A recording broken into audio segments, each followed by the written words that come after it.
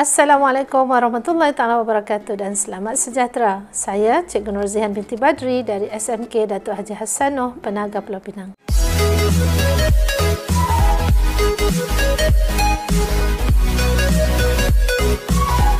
Apa khabar para pelajar? Cikgu harap semuanya berada dalam keadaan sihat walafiat. Hari ini kelas PDPR tingkatan 1. Okey, masih lagi dalam tema yang pertama, iaitu amalan gaya hidup sihat. Jadi hari ini pelajaran kita tentang aspek tata bahasa. Berdasarkan standard kandungan 5.1, iaitu memahami dan menggunakan perkataan daripada pelbagai golongan kata dalam pelbagai ayat. Seterusnya standard pembelajaran kita iaitu 5.1.1, memahami dan menggunakan kata nama am dan kata nama khas yang tunggal dan yang mengalami pemajmukan dengan betul mengikut konteks. Jadi selain kata nama am dan kata nama khas, pelajar juga perlu mengenal pasti bentuk kata nama tersebut sama ada tunggal maupun majmuk. Seterusnya, objektif pembelajaran kita pada akhir pelajaran, murid dapat mengenal pasti dan menyenaraikan 3 kata nama am tunggal dan 2 kata nama majmuk. Seterusnya, yang kedua, murid dapat menyenaraikan 3 kata nama khas yang terdapat dalam petikan. Dan yang ketiga, murid dapat membina satu ayat daripada kata dan juga rangkai kata daripada jenis kata nama am yang telah disenaraikan. Okey, untuk ayat bina satu ayat saja, tapi berdasarkan kata nama am. Okey, kata nama. Sebenarnya tajuk ini merupakan tajuk yang telah dipelajari oleh pelajar-pelajar sejak tahun 1 lagi hingga tahun 6. Jadi untuk di tingkatan 1, pengetahuan ini diharap dapat memantapkan lagi pengetahuan pelajar tentang kata nama. Apa maksud kata nama? Kata nama ialah perkataan yang menamakan orang, haiwan, tempat, benda atau konsep. Seterusnya, kata nama boleh menjadi inti bagi binaan frasa nama, dan para pelajar boleh menguji sesuatu perkataan itu sama ada kata nama atau tidak dengan menentukan dengan menggunakan penentu iaitu kata bilangan. Okey, pelajar lihat contoh frasa nama ini iaitu beberapa orang mahasiswa ekonomi. Jadi seperti yang cikgu beritahu tadi, kita boleh gunakan penentu kata bilangan. Jadi beberapa orang mahasiswa. Jadi mahasiswa di sini ialah kata nama yang menjadi inti bagi frasa nama ini. Dan seterusnya boleh diikuti oleh penerang, mahasiswa ekonomi ataupun mahasiswa pendidikan. Baik, di sini kita dapat lihat perkataan mahasiswa, kambing, perkakasan, bas dan bangunan. Dalam frasa di atas ialah kata nama yang menjadi unsur inti binaan setiap frasa namanya. Maksudnya inti ni jika kata nama tersebut tiada, jadi frasa tu tidak bermakna. Contohnya beberapa orang ekonomi, ada orang ekonomi, tak ada kan. Jadi intinya mahasiswa tu mesti ada di situ. Baik, seterusnya kita lihat golongan kata nama ada 3 sebenarnya, iaitu kata nama khas, kata nama am dan kata ganti nama. Tapi untuk tajuk ini kita tumpukan kepada kata nama khas dan juga kata nama am. Baik pelajar, kita lihat kata nama khas, apa maksudnya. Jadi di sini pelajar boleh lihat kata nama khas mendukung makna rujukan khusus pada sesuatu nama orang, haiwan, benda, perbandingan institusi, undang-undang, bangsa, bahasa, pangkat dan seumpamanya. Jadi kata nama khas senang kita nak kenal sebab huruf pertamanya ditulis dengan huruf besar. Jadi para pelajar tiada masalah untuk mengenal kata nama khas. Jadi kita lihat golongan kata nama khas. Okey, ada 2 iaitu hidup dan tak hidup. Kemudian kata nama khas hidup kita boleh bahagi kepada 2, manusia dan bukan manusia. Jadi untuk manusia, contoh cikgu berikan di sini nama manusia, Fatimah. Nama kamu tu boleh juga tergolong dalam kata nama khas hidup bagi manusia. Okey, kalau dilihat di sini Fatimah, kita boleh katakan ini sebagai bentuk tunggal sebab satu saja perkataan. Okey, contoh lain, Lim Ah Meng, Kanang anak langkan, ini ialah bentuk majmuk sebab lebih daripada satu perkataan. Okey, manakah ada contoh untuk kata nama khas hidup bukan manusia, mungkin terdiri daripada malaikat ataupun nama-nama haiwan atau nama tumbuhan secara khusus. Okey, contohnya kita namakan nama kucing Oren. Jadi O tu mesti huruf besar yang menunjukkan itu kata nama khas. Kemudian nama malaikat contohnya Jibril, nama pokok getah Hevia brassilia. Jadi senang kita nak lihat di sini sebab huruf pertamanya huruf besar. Okey, manakala untuk kata nama khas tak hidup yang menamakan nama benda, institusi, bangsa, bahasa, pangkat, undang-undang dan lain-lain. Okey, untuk bangsa kita boleh lihat di sini bangsa Melayu, M huruf besar ya. Kemudian benda Jalur Gemilang, Proton Saga. Kalau institusi, Universiti Sains Malaysia, Brunei, nama negara, nama bangunan Seri Perdana dan juga termasuk dalam kata nama khas tak hidup ini ialah pangkat, pangkat seseorang, Tan Sri ataupun Datuk Seri dan sebagainya. Baik, cikgu harap pelajar jelas tentang kata nama khas.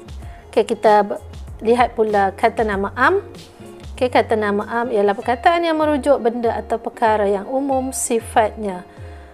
Baik, untuk kata nama am, kita boleh lihat di sini terbahagi kepada hidup dan tak hidup serta konkret dan abstrak. Jadi pelajar boleh lihat yang cikgu nak tunjukkan di sini. Untuk manusia kita sebut saja secara umum, guru, ibu, nelayan, jutawan. Dan jika satu perkataan seperti ibu, ini ialah bentuk tunggal, satu perkataan. Jika ibu bapa, yang ini ialah bentuk majmuk sebab lebih daripada satu perkataan. Bukan manusia, contohnya kita sebut secara umum bunga, jin. Ini yang hidup, yang bukan manusia, iaitu haiwan dan juga tumbuh-tumbuhan. Seterusnya kata nama tak hidup bagi konkret dan abstrak. Baik, termasuk juga berbentuk konsep seperti kecantikan, keindahan dan sebagainya. Yang dalam kotak kecil ini, kepada daripada ni cikgu letakkan, iaitu untuk institusi. Jika kita nak tahu itu ialah kata nama atau tidak, sebelum perkataan institusi ini ada kata sendi nama kepada dan daripada. Manakala yang konkret pula kita boleh lihat melalui penggunaan kata sendi ke dan dari. Untuk yang berbilang, abstrak berbilang, di hadapannya ada kata bilangan. Kita boleh letakkan satu rancangan, dua rancangan ataupun beberapa pendapat. Jadi ini ialah penguji untuk mengetahui sama ada itu kata nama am atau tidak. Baik, selain kita mengenal melalui kata sendi nama dan juga kata bilangan, kata nama juga kita boleh kenal melalui penggunaan imbuhan. Jadi cikgu kongsikan di sini imbuhan-imbuhan yang boleh membentuk kata nama, iaitu imbuhan awalan pen. Baik, N di sini huruf besar ialah wakil kepada imbuhan pe, pem, pen dan peng. Kemudian ada awalan pe, awalan per, ke dan juru. Manakala akhiran pula ialah akhiran an, sisipan pula sisipan il, im dan ir. Manakala apitan ialah apitan pen-an, pe-an, per-an dan ke-an. Dan contoh-contoh kata nama yang boleh pelajar lihat berdasarkan imbuhan, iaitu contohnya penyanyi, peguam, petapa, kekasih, juruang. Ini untuk awalan. Kemudian yang akhiran an ialah contohnya tamparan, dugaan, dan banyak lagi lah. amal jadi amalan. Dan untuk imbuhan apitan dan penswastaan, pengolahan, pengklasifikasian, kemasukan dan sebagainya. Kalau untuk contoh sisipan, sisip ni imbuhan yang duduk di tengah-tengah perkataan. Ada sisipan EL, contohnya EL daripada perkataan tapak, dia jadi perkataan baru telapak. Jadi daripada sisipan ER, suling menjadi seruling. Selain kata nama bentuk tunggal, di sini cikgu nyatakan juga kata nama majmuk yang terhasil daripada proses merangkaikan dua kata dasar atau lebih yang membawa makna tertentu. Kemudian kata nama majmuk dieja terpisah dan bertindak sebagai satu unit, iaitu tidak boleh disisipkan sebarang unsur. Tiga jenis kata nama majmuk iaitu rangkai kata bebas ataupun gelaran. Contohnya guru besar. Rangkai kata bebas, kereta api, tepian gelanggang dan sebagainya. Manakala yang bentuk kedua ataupun golongan kedua, kata nama majmuk ialah istilah khusus mengikut bidang-bidang tertentu. Contohnya bidang sukan, bidang sains, bidang agama dan sebagainya. Contohnya titik buta, deria rasa, cari gali, hukum alamiah, analisis teks. Contoh yang lain pelajar boleh baca. Kemudian maksud kiasan pula ialah simpulan bahasa, panjang tangan, kaki bangku dan contoh lain, anak emas dan sebagainya. Ini untuk kata majmuk. Jadi kita lihat perkataannya dieja terpisah, tetapi ada 15 perkataan yang sudah mantap, kata majmuk yang telah mantap. Jadi 15 perkataan ini dieja secara bercantum sebagai satu perkataan. Baik, sebenarnya ada formula jika pelajar nak ingat 15 perkataan ni supaya pelajar tidak tersilap mengeja. Maksudnya untuk kata nama majmuk yang telah mantap ni ejaannya rapat.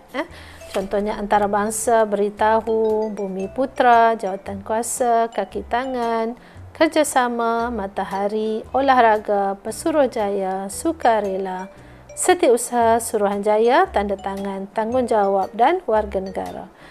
Pelajar boleh lihat dalam video cikgu Anak bapak botak, jalan kedek-kedek, macam orang pening sampai satu simpang, terjatuh, tergolek, waduh. Seterusnya cikgu nak ingatkan semula pelajar supaya pelajar jelas bentuk tunggal dan juga bentuk majmuk. Tunggal iaitu satu perkataan, contohnya guru. Kalau majmuk pula, bentuknya lebih daripada satu perkataan ataupun lebih. Contoh guru besar, landasan kapal terbang ataupun pusat sumber Luqman Al-Hakim. Ini contoh. Jadi di sini pelajar dah mengetahui kata nama am, kata nama khas, bentuk tunggal dan bentuk majmuk. Seterusnya latihan yang perlu dibuat oleh pelajar berdasarkan muka surat 6 dalam buku teks. Jadi petikan pemakanan yang sihat. Pelajar diminta membaca petikan, kemudian pelajar nyatakan jawapan dalam bentuk jadual untuk senaraikan kata nama am, kata nama khas dan kata nama majmuk. Dan kemudian bina ayat daripada setiap kata nama am yang disenaraikan sama ada tunggal maupun majmuk. Jadi itu sahaja pelajaran pada hari ini. Para pelajar boleh membuat latihan dan seterusnya menghantar kepada cikgu sebagai aktiviti dan juga rekod kehadiran. Selamat belajar dari rumah. Assalamualaikum. Jangan lupa dapatkan jawapan pada bahagian description video ini. Jika kamu suka video cikgu, sila like, komen, share dan subscribe channel Cikgu Zihan. Bye.